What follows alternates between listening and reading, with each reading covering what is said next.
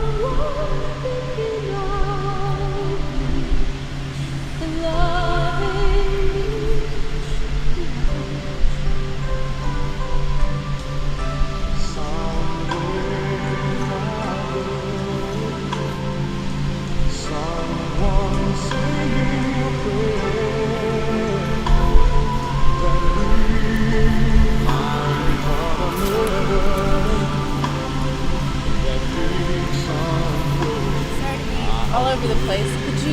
My mom asked, could you turn it up just a tiny bit?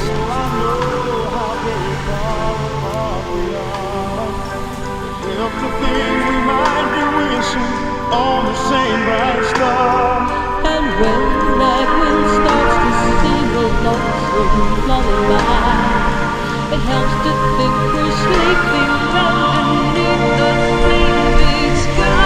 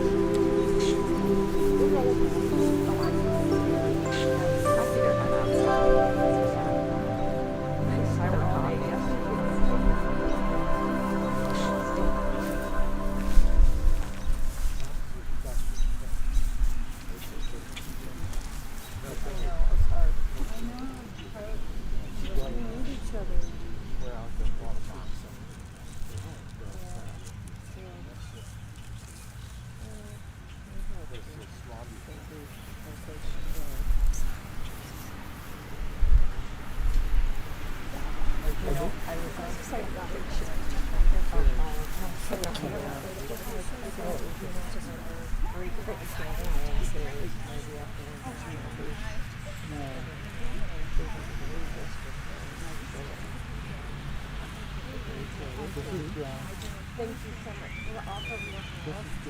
I'm Jamie. I'm the one that's severe. Oh, and my daughter. Hey, that's me. Oh, okay. So Joe. And this is my son. We're staying upstairs. Oh, yeah. Yeah. Yeah. In the atelier. Oh, yeah. So we're at staying with James. But if you really want, and if you really want to get germs out, there's like steam showers in the shower downstairs, so you can really crank it up to 120. Yeah, I mean, Kill Don't anything. tell me that.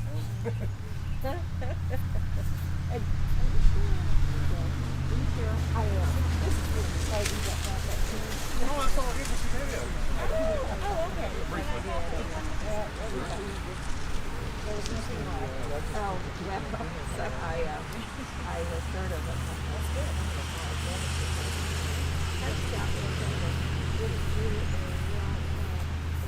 A restock?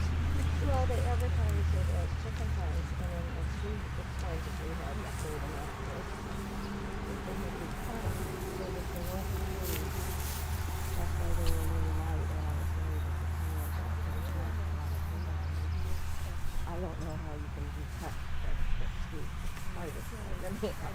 Well, just ask Kentucky Fried Chicken. They did it for years.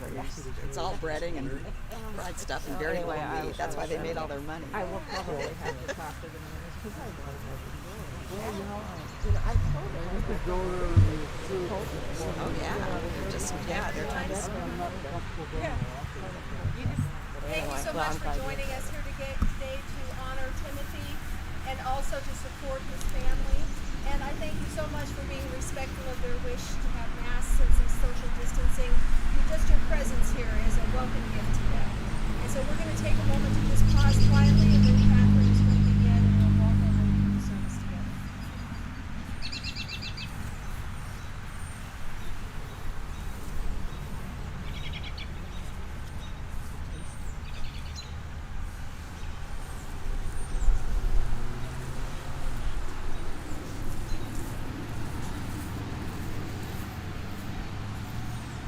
Is the volume okay? Can you hear us? Listen to the volume. Try it again. Can you hear me now? A little bit. And just keep the microphone close to you. Okay. Good morning. I'm Captain DeLong, Timmy's sister. Thank you all so much for being here, for supporting us, and for showing your love for Timmy. This morning I'm going to share a few words, and then we're going to have 4 speakers come up to share their remembrances. Then we will open it up, and if you have something to say, we invite you to come forward. Afterwards, we will lay Timmy in the ground, and our family will say goodbye. And then we invite each of you to say goodbye, if you're comfortable, by placing a daisy in his grave. If you have any notes or objects or things you'd like to leave with Timmy, please feel free to do that.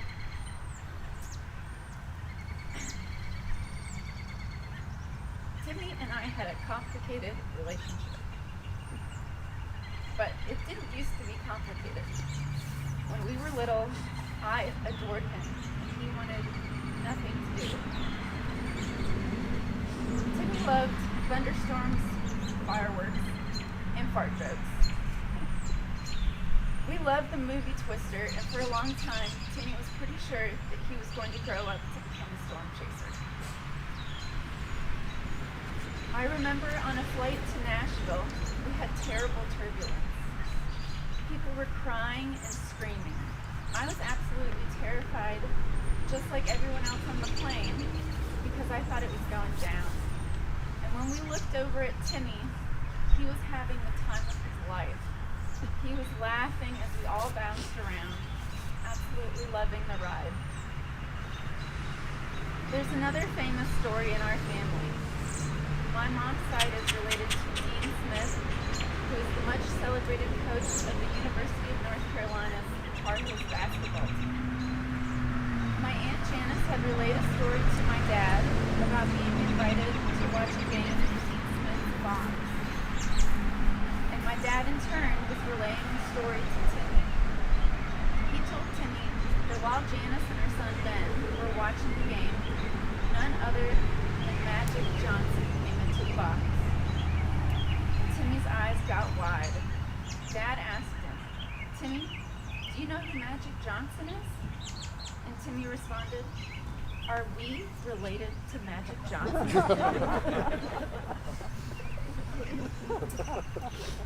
Now I'm going to invite up Bunny Bruning, who was Timmy's tennis coach.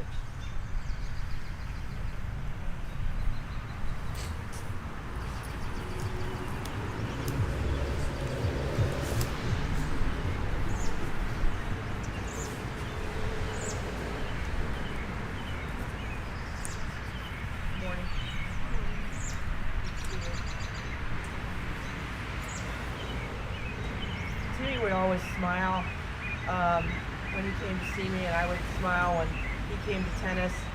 And he was full of surprises, and he tested us all the time. But he loved to play tennis, and he loved to run. One of my pros, Matt Hockett, heard and wrote to me, and this is what he had to say. He had tremendous energy and a real intellectual curiosity. You couldn't just tell him to do something in tennis. You had to have him accept it, and he needed to know why and understand it. And then once he understood it, he was all in. He gave it his all. Matt said, "I really like the kid and can't even count the number of times I spent extra hours hitting with him, sunburned, tired, sweating, when I really would have preferred a rest, but his enthusiasm always won me over." Sometimes I remember his temper would get the best of him, and he would wrap some rackets around some trees. And but I just slip another one in his bag. He didn't know this, because I wanted him to keep coming back. Charlie Bartlett also wrote that Timmy was his best friend at Wakanda, and they would play for hours and hang out, and it was just about the sheer joy of hitting a tennis ball that they loved. When Timmy had his accident, I came to the hospital to see him, but he was in the ICU, so I couldn't visit him. And all I had was that big book to write in. I was so ticked off, I was so angry that this had happened. Actually, I was just really scared, but anger always comes out first. I must have written him about 2 pages about if he thought he was going to get out of life with this, he had another thing coming. I said that we would be starting to learn tennis in a chair, and then that was that. And he was going to have to be doing that in the near future. But after a few months, when he got a little bit better, he called me and I said, "Well, let's go." We spent many times down at Harmon Park and at Wakanda, hitting balls, him in his chair, and me struggling to feed accurately to him, which was actually harder than you think. And he didn't seem to mind if I missed my feeds or hit him in the head or anything. He just kept trying, and he just laughed.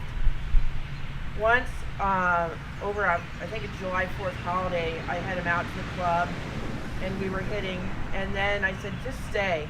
And all the kids came to the club, and they wanted to hit and play, and so we challenged a couple kids to play best of 3 games.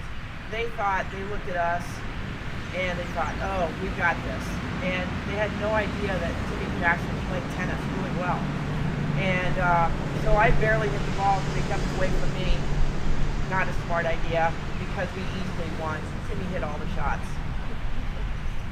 I know Timmy had his dark days, and there's nothing I can do about it. I know in my heart he's learning peace right now. He's running, we love to run, and he's swatting the ball, and he's free. And remember the gifts that he's given us. That's the most important thing, so we can carry that on. Activism for mental health, most importantly. His enthusiasm and his gold heart. Love you.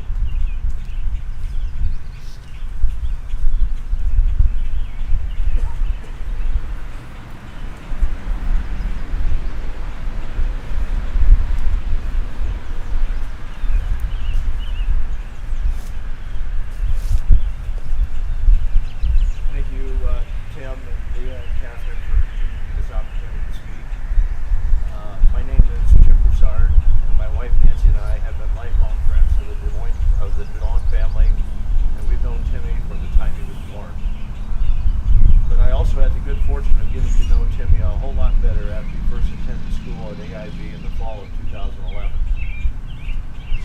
At that time, I had taught at AIB for almost 30 years, and I was approaching retirement.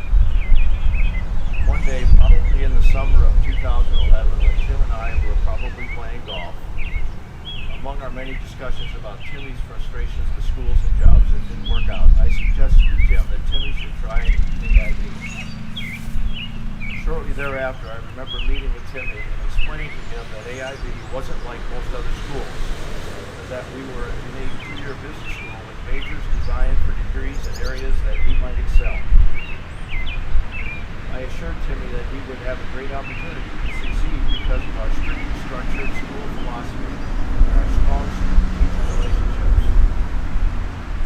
But I still recall Timmy being a bit hesitant to enroll. But when I explained Timmy's situation to our college president, we agreed that he could start out by auditing one of my math classes to see if he liked being a student at AIB, and then later decide if he wanted to officially enroll as a student. In other words, take a class now and maybe pay later. Boy, his dad really liked that idea. So that's how it all began. But I did lay out some expectations for Timmy. Parking would be easy for him. The handicap spot was located right next to my designated parking spot. He would have to park there, and that way I would know if he was at school, and I'm calling him any day that I didn't see his car. He's 30 feet from the building entrance and another 30 feet straight down the hallway to my classroom. No excuses now, Timmy. We'll see you every morning at 8 a.m. And from there, it seemed like everything just fell into place. Taking after his dad, he wasn't my best math student, but he consistently showed up to class and satisfactorily completed all the required work. And just as important, because at that time we didn't have any other wheelchair students on campus, very early on his fellow classmates discovered him, looked out for him, pushed him up the hill if he wanted to go to the cafeteria, and just enjoyed socializing with him. Happily, Timmy was now officially enrolled as an AIB student. There was one more required general education class, speech, that Timmy still had to take, and I'll never forget one of his speeches. Timmy would always tell me that he didn't think he had anything interesting to talk about. I think we all know that his life in particular was filled with plenty of interesting things to talk about. Well, one day he called me, fretting over not having a topic for an upcoming demonstration speech. It was then that I remember watching him one morning get out of his car and into his wheelchair. I was amazed at how he did that. That's it, I told Timmy. You need to take the entire class outside and demonstrate every little thing you have to do to get in and out of your vehicle. He did just that, and the students and his teacher were amazed at what they heard and saw. They talked about it for days, and Timmy was pretty proud of getting an A on that speech. His entire first year at AIB was when I really got to know Timmy so much better. We spent a lot of time together in my classroom talking about many things, including what he might be able to do for his future. Timmy liked to travel, and AIB had a 2-year travel and tourism degree program. After making arrangements for him to talk with the travel and tourism people, he decided to pursue that program where he could have a future in helping himself and others see the world. I retired from teaching about 15 months after Timmy had started at AIB, and he continued to take classes for about 1 more year. I can tell you without any doubt that Timmy left a significant impression on the students, faculty, and even those in the administration at the college. They all knew him, rooted for him, and were inspired by him. And that's exactly how I will remember him. Thank you.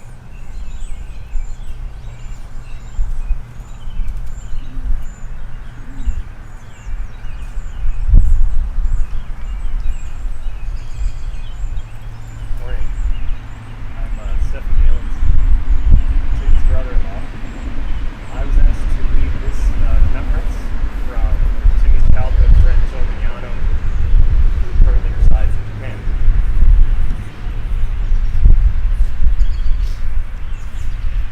I'll always consider Tim one of my most important people in my life. We impacted each other so much growing up. From the day I met him and Catherine sledding, Hurdle's backyard when we were barely teenagers, he always treated me with the greatest respect. He and I couldn't have been more different. Tim, the athletic, budding socialite running with all the cool kids, and me, the silent, dirty, trench coat wearing gamer who avoided most social contact. Somehow, though, this never seemed to matter to him. You simply showed him respect, he would respect you in return, and in spades. He had authenticity and honesty that he couldn't help but bring out and made you feel so welcome with him. I couldn't have asked for a better friend, then or as we became adults. He would always be there with a confidence-boosting word for me if I needed one. He pushed me out of my comfort zone in ways I didn't know I needed pushing. Maybe once or twice in more ambiguous ways. He was always the most fiercely loyal friend, even when I didn't live up to it. No time or distance apart changed our friendship. We shared so many of those simple experiences together that I look back on and realize how much they shaped me. The long afternoons playing video games, watching Japanese animation, and eating various cheese-stuffed baked goods in my grandmother's basement. Him driving all the way to visit me in Minneapolis when I really needed a friend, with his wheelchair and one of his trusty military-grade laser pointers in hand, of course. A spur-of-the-moment trip to Las Vegas, his treat, just so he could show his friend a good time.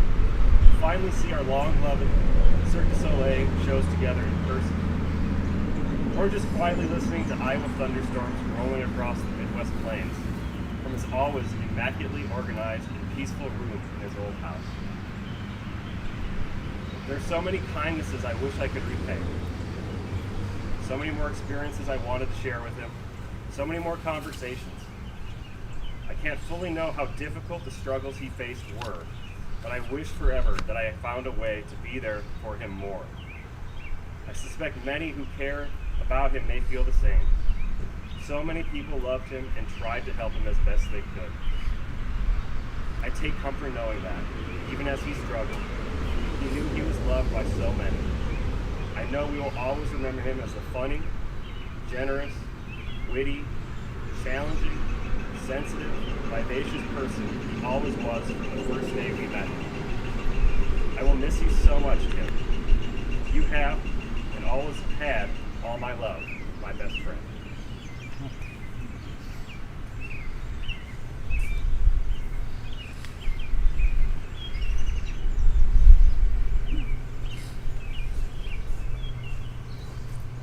Hello, everyone. I'm Cindy Fanner. Tim and I are first cousins. My father and Tim's mother were brother and sister. So I have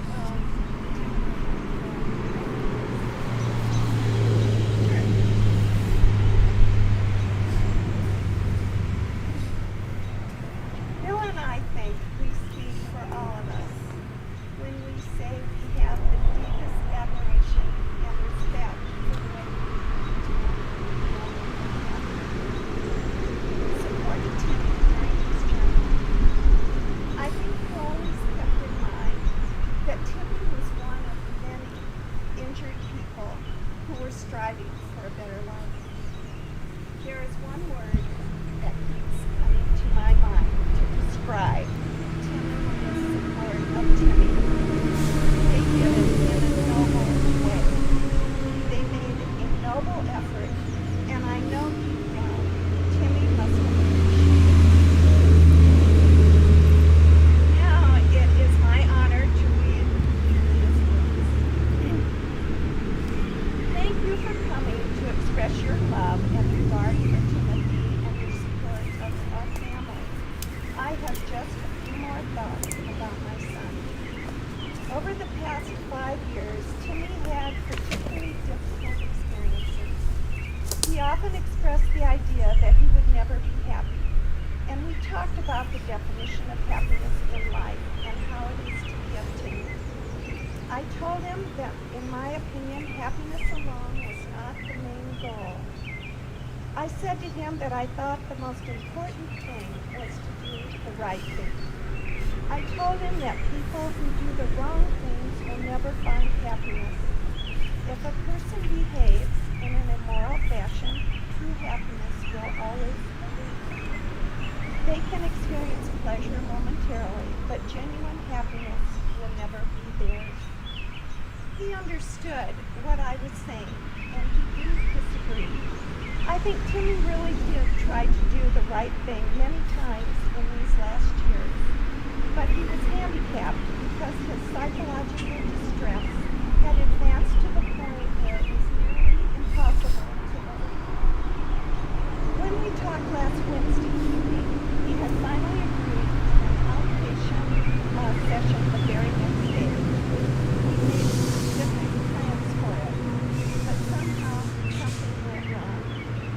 I believe that Timmy truly wanted to do the right thing.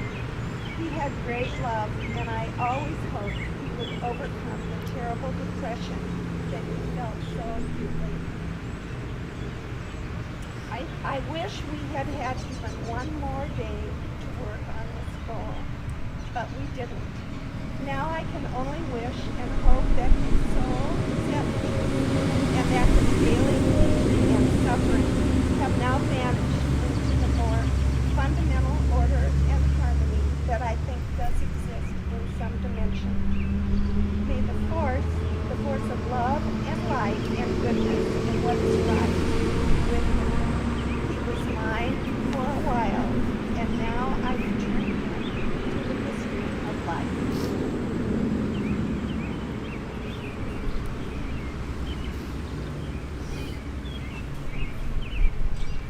Now we're going to open it up to anyone who'd like to say something.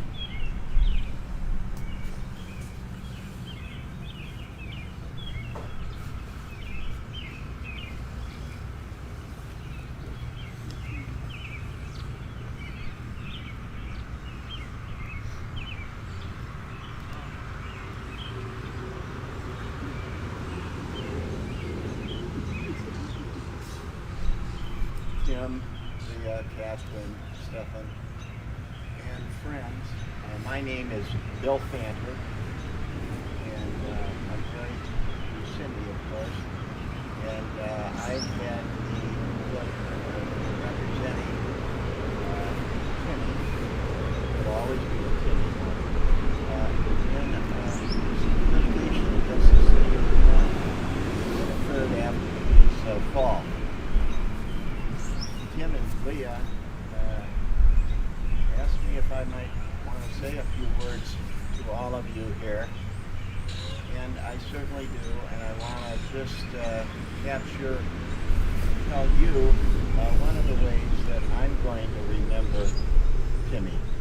I'm sure we will all have our own ways of capturing that memory, but this one is unique because it pertains to the lawsuit, and it pertains to the time that we had to present Timmy for his deposition.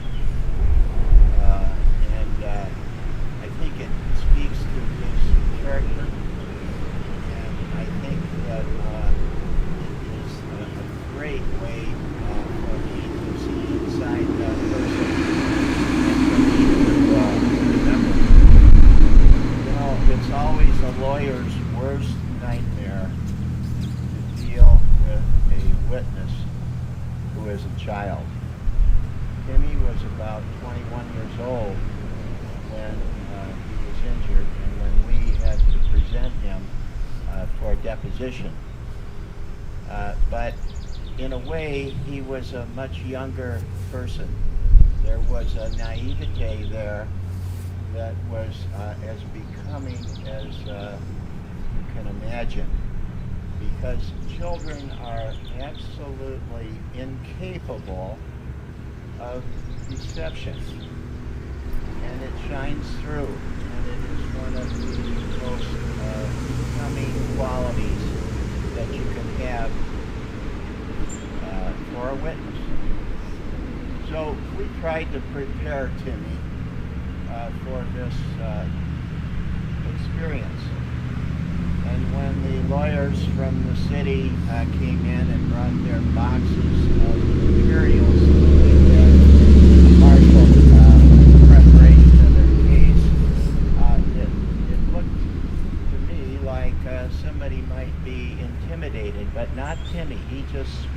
at the guy and shook his hand and was extremely poised. And in the course of that deposition that lasted about 3 hours, in a conference room that was full of lawyers, he just handled himself beautifully. He gave up the bad with the good, and he was so absolutely honest. And all of you know that he was incapable of being cunning or sly or anything like that. And when we came out of the conference room, I said to him, "Timmy, you did a great job." And he looked up at me and he said, "I did?" And indeed he had. He said, "That lawyer was a pretty nice guy." And indeed, we were able to later go on and get his case settled and resolved. And I look back to that moment. I call it a moment, but it was about 3 hours of moments. And I look back to that time, and I know that lawyer walked out of that room admiring him and respecting him for all that he had been through, because the lawyer knew it as well as most of us knew it. And I know that lawyer felt that this boy would be a very becoming witness if that case ever had to be presented to a jury. So that's the way I'm going to remember Timmy, and I know you all will have your own methods, but that's the one that I'm going to take. And thank you, Leah and Tim, for letting me speak about that. Leah told me I could say anything I wanted, and Tim told me to be short. So that's it.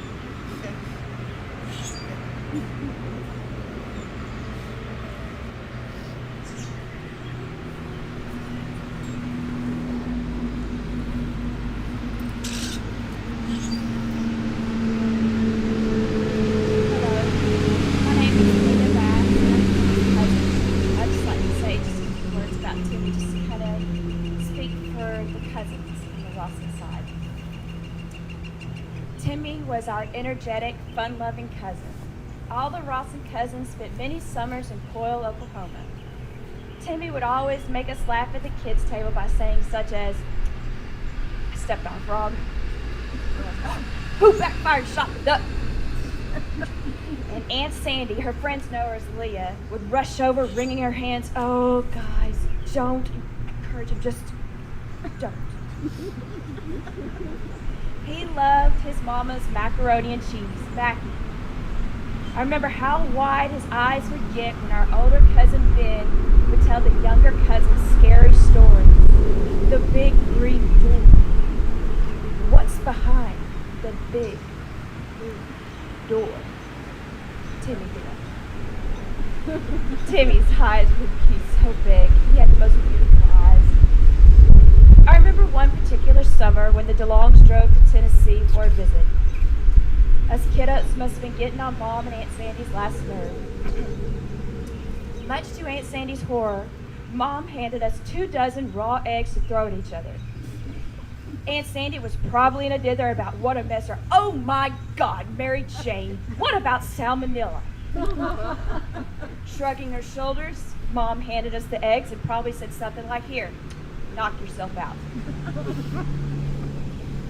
Afterwards, Mom and Sandy hosed us off.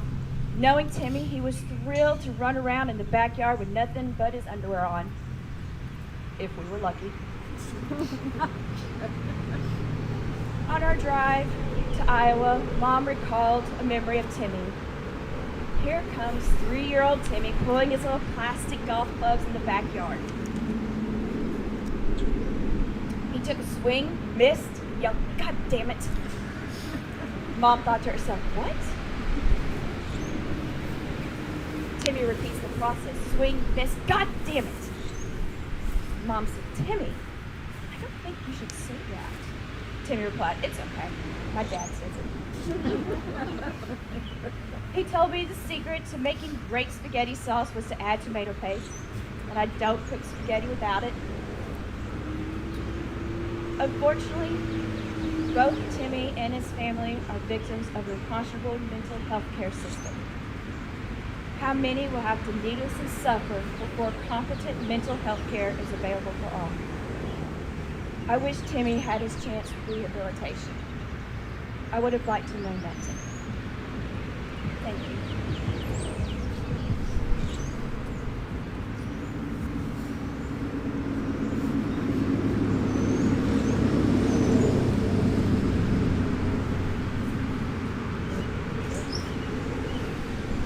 Hello, my name is Jessica Rowe.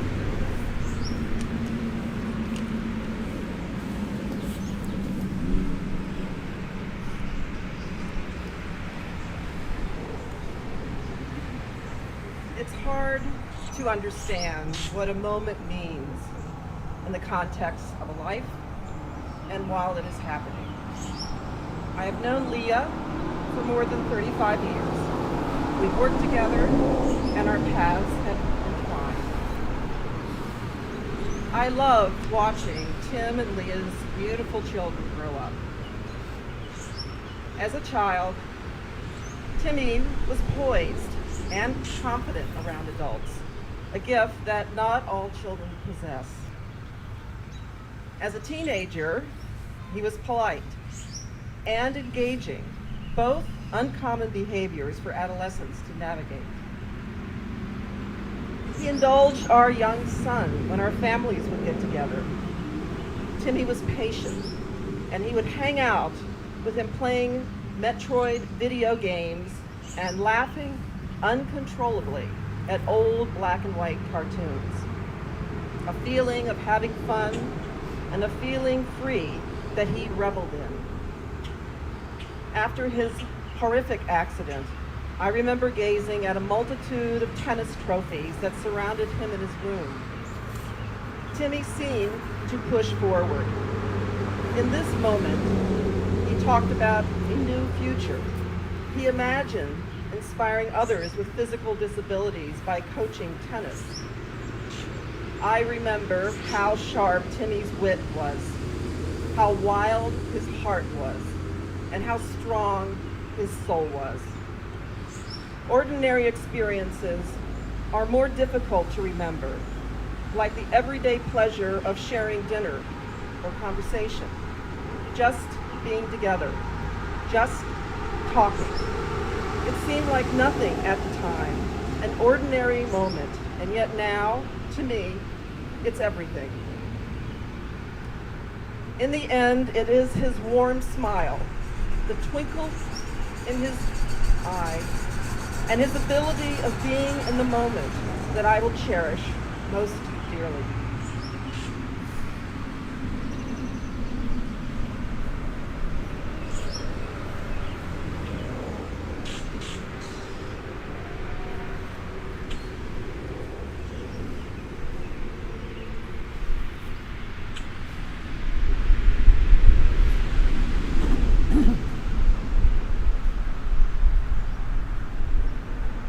My name is Kayla McKee, and I've been friends with Timmy since I was 10 years old. What started out as a crush turned into a friendship that I will cherish for the rest of my life. My favorite memory growing up is talking on the phone all night telling ghost stories. He would pretend he could hear and see ghosts in his basement to try and scare me.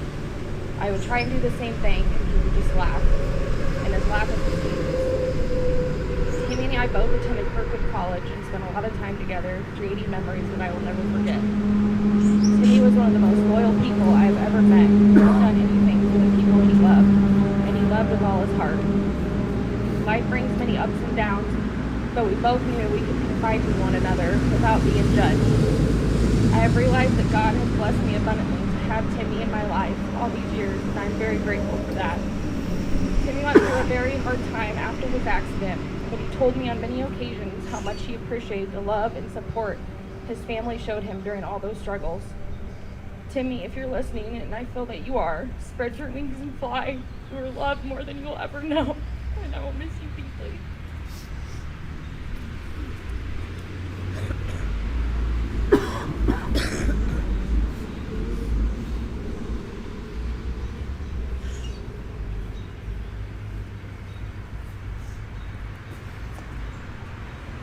my name is Stephanie Brennan.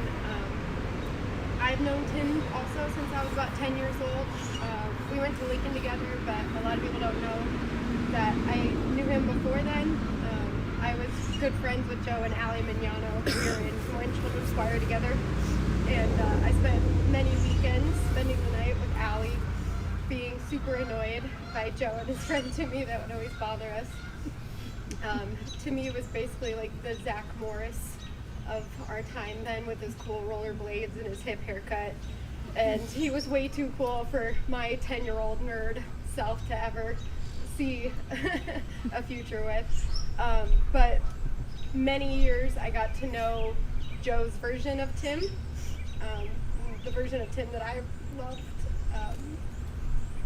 When we got to high school and he came to Lincoln, I was still, and Allie and Joe, vocal music show choir nerds, and Timmy didn't want anything to do with us at school. He was way too cool for that. So once again, I would see him on the weekends with Joe and say hi. After his accident, he reached out to me and asked for a friend, because a lot of people just kind of quit. And so naturally I stepped up and said, of course, that's just kind of a person I am. For about 6 months, I kind of dedicated my life to make sure he felt loved and included. And everywhere we went, people were like, really? You and Tim? You and Tim? And they just didn't know that I had known him a lot longer than that one summer. The most important moment of my life with Timmy as a friend was in December of 2017. I had just graduated from college, and so I was done with school and back in Des Moines, and Timmy wanted to hang out, so I went over, and there happened to be a blizzard going on, and there was like 10 inches of snow. It was awful. And if you know Timmy, he wanted pizza, and he was not going to stop bothering you until you got him pizza. So I loaded him up into the car and drove about 2 miles per hour up to this pizza place and pushed his stupid wheelchair through that 10 inches of snow, yelling at him the whole time. But in that pizza place, he introduced me to my future husband. And Timmy didn't think that after his accident he had anything to contribute to the world. He didn't think he was important. But I hope he realizes that that night he introduced me to my world. We've been married for almost 11 years. We have 3 beautiful children. And I have all that to give to Timmy and credit for. So when I wake up in the morning and I hug my kids, and when I go through their milestones, and when I grow old with my husband, I have all that to thank him for. So I just hope everybody realizes that that accident may have been horrible, but at the same time, that accident changed my life. Because I was still too much of a nerd for him to ever hang out with. So I just want to say thank you.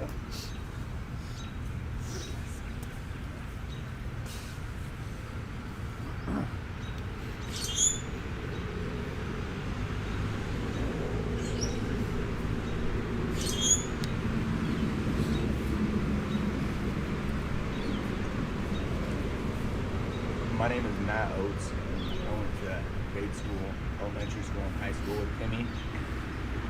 And first thing that I want to say is I just want to thank the people that have spoken, through coaches and teachers and cousins I may have not known. Those are some wonderful stories that will not be forgotten. I'm going to be real short. I wanted to go back to grade school in St. Anthony's. One thing that I vividly remember, and I'd like everybody else to remember, is we were very athletic kids. We loved to run around. He was the only one at school that could beat me in a foot race. And it's amazing to me. And I have many memories talking to him throughout the years, but that just kind of sticks in my mind. And I want it to stick in my mind because he was always up there ahead of me, and I really want to beat him, but I was the one guy I couldn't. Really bless him and bless you guys. Again, thanks for all your great stories. They mean a lot.